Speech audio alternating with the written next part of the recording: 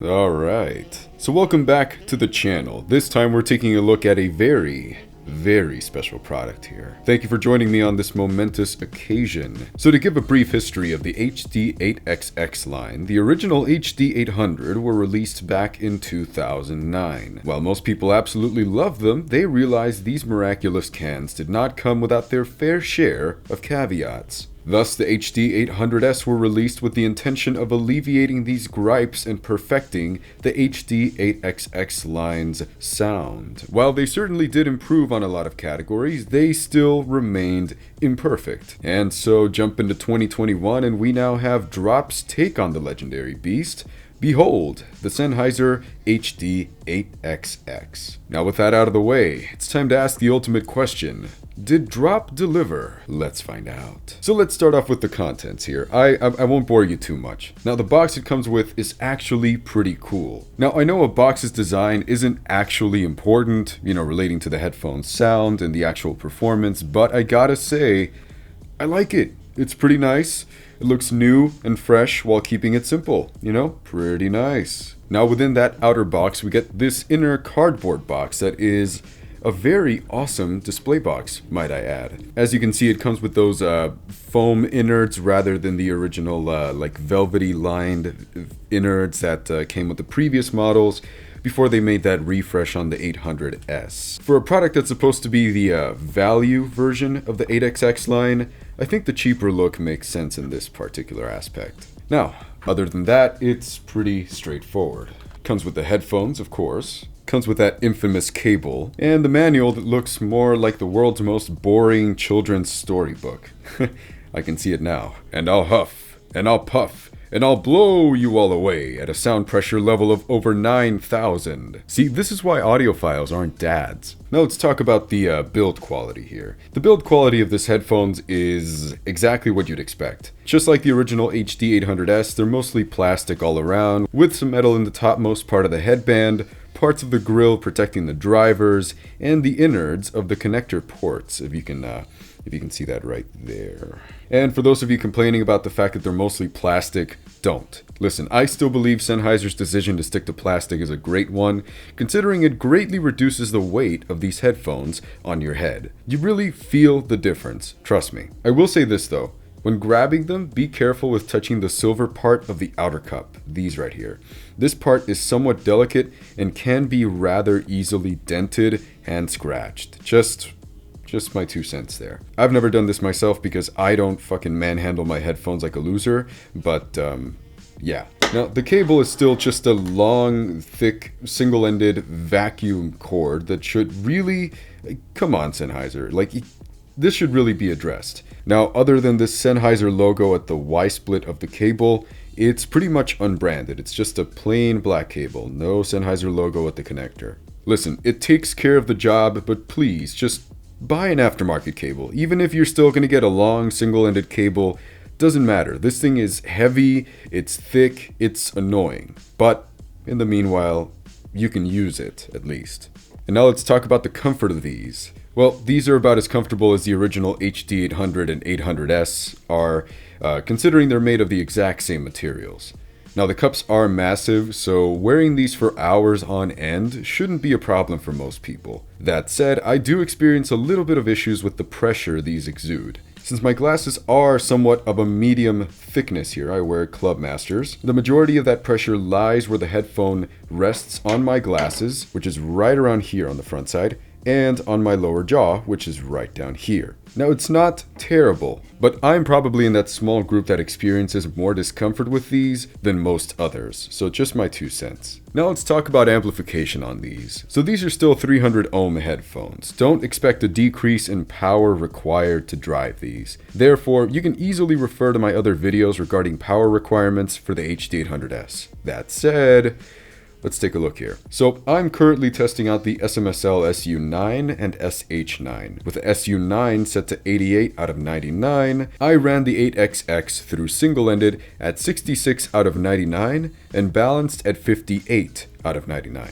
And now let's approach the sound portion of it. Now once again, the following impressions were taken without the use of any EQ whatsoever. I won't introduce EQ until the notes and observations portion of this review. Now with that out of the way, let's begin. So, let's start off with the bass. Whoa. Look, I'll just start off by saying that the entire spectrum is just weird. It's very weird, actually. Right off the bat, the 8XX line has never been bass heavy, just ever. It usually plays second fiddle to the mids and the highs. In this case, though, the bass response sounds like it's trying its hardest to restrain itself. Like, I don't know if that makes sense. Like, I can hear the bass notes properly, and they do sound clear. They sound clear. But the timbre of the note sounds like someone is intentionally pulling them back somehow. I'm going to give this particular timbre a nickname. Let's call it negative bass. There's just like no warmth to the notes, despite the fact that they're clearly there. So I'll give you an example here. Zealots of Stockholm by Childish Gambino. Yeah, man, I'm going over the minute 35 mark and the 3:05 mark, and although I can hear the notes there, it's like someone is stealing their warmth. It's almost soulless, if that makes sense. Even in tracks that are not bass focused, the timbre is just, it's strange. While I can hear the mid-bass and sub-bass notes, and I may even appreciate the amount of presence they have because I tend to, favor bass light headphones, something is just off about it. There's just something strange. Now let's talk about the mids of this headphone. So as a whole, the mids sound like they take some steps back and leave this kind of like a dip or chasm right in the middle of the soundstage. Like, if this is where your ears are at, and this is the soundstage, it's right next to your ears, where there's just like this pit where nothing exists, just like a void, and then you begin to hear sound. The timbre of the mids is hollow and lifeless because of that. You can definitely tell there's a dip in the mids when you start playing a Post Malone track and the vocals are only slightly forward and in your face. Only kinda murderous. It seems like every instrument in the mids is just stifled and pulled back just to fix some minor potential peaks in those areas. And while yes, the areas that are typically known for being somewhat aggressive are toned down and easier to listen to, it's only achieved by pulling everything else down with it. So detail ranging from the upper bass to just about every portion of the mids also suffers a blow because of this. I'll give you an example. At the beginning of Tank by the Seatbelts, the lower notes lose some of that twang that can otherwise be heard on most other headphones I've listened to. As you progress into the song, the entire band still sounds kind of distant and warped. It's like hearing them play in like a large auditorium, except you're right about to walk out the front doors. It's that like feeling of distance and hollowness where you say like, yeah, I can hear them, and it's not like I'm missing clarity. It's just, I feel like it would sound better if I could be a little closer to them. Another example, Saturn's Bars by Gorillaz. Even here, Popcon's vocals sound nasal and lacking in power. It's just that said, despite the wacky timbre, all instruments manage to sound clean and clear. And I'll give you a great example of that. So back to the Post Malone references. Listen to any Post Malone song. While I agree that Post is an amazing artist, I'll give credit where credit is due. He's really good. Whoever's in charge of recording and mixing his tracks need some help. Most tracks in this genre sound distorted and blown out. And if you tell me that's just the genre, then the whole genre needs a redo. But I digress. Let's take Goodbyes by Post and Young Thug. Neither of their voices have much of that commonly heard distortion in them. They actually manage to fade into the background after every pause they take, as it should be, and every instrument has its own room to breathe. And now let's talk about the treble in these. So here's the one somewhat redeeming quality of this headphone. While the treble response can get a little spicy here and there, which is generally a good thing, it's never to the point where I need to introduce some EQ to bring it down a bit. Now, don't get me wrong, it's not a perfect response, and there will be a little bit of wackiness here and there. Some of the odd timbre from the mids does tend to bleed a little into the highs. Thankfully, it does not detract from the treble's detailed reproduction. So overall, I'm pretty satisfied here. There's a good amount of air, a good amount of sizzle to it, and a good amount of detail too. And now let's talk about Soundstage Imaging. Well, here's the good news. These still have that legendary soundstage that precedes the 8XX line. And here's somewhat of an upside to those hollowed out mids. Remember I mentioned that their absence leaves a bit of an empty chasm near the center of the soundstage? Well, because of it, it actually amplifies the impression of an even larger soundstage in certain tracks. I mean, that's sort of a crappy way to achieve that, but hey, felt I should mention it. And as far as imaging goes, these are still part of that 8XX line, so you'd be absolutely correct to assume that imaging is absolutely stellar. Think of the HD800 or the HD800S here.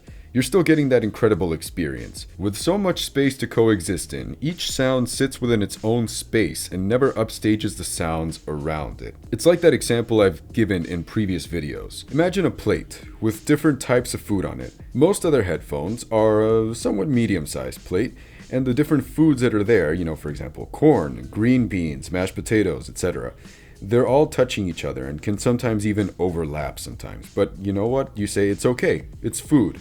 And it's good enough, and let me consume it that way. These are not one of those.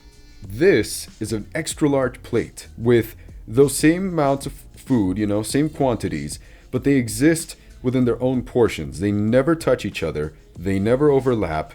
It's perfect. Each item sits within its own space and never touches or overlaps with each other. It's great. Now let's approach some notes and observations. So let's start with discussing single-ended versus balanced. If I had to point out the most minute detail between using both, balance brings out bass detail just a bit. Now, don't assume there will be a night and day difference here. I'm just saying, if you happen to have a balanced amplifier, run these balanced. Why? Because they're a high-end headphone. You run high-end headphones with more power, with more, pizzazz, because. Simple as that. Now let's talk tubes. I plugged these into the dark voice, and there's just one thing I have to say. Run these with tubes. Tubes aren't exactly the cure-all for the ailments of this headphone, but they certainly help it sound more normal in the timbre department. So for starters, tube gave the bass a little more warmth, which brought it closer to a more natural sound, taking away from that negative bass I was referring to. The mids also take a step forward, thereby reducing the amount of hollowness here, though it is still quite present, so don't expect any miracles. Now treble was brought forward a bit as well, which in my opinion was give or take. This was a benefit and a detriment. The reason for that is it does bring forth some of that sibilance that is well known with the HD8XX line. It's not terrible, but you will hear it in some treble prominent tracks such as Bangarang by Skrillex, and other tracks. It's not terrible, but you will hear it in some treble prominent tracks such as Bangarang by Skrillex. And if I'm being honest, I'd probably want to introduce some EQ to bring that down a bit. Now, speaking of EQ, I tried messing around to see what I could do with these, and here are my results. Unfortunately, there's not much I could do here. I managed to get a little extra kick to the low end, though warmth simply just eluded this poor headphone. While I did bring those mids a little forward too, there's simply not much I could do without revamping the entire headphone. When I applied some EQ and made some tracks sound better, others sounded blown out, and vice versa. It was either some gained the benefit but some were too blown out, or then some sounded a little more accurate but some sounded hollow.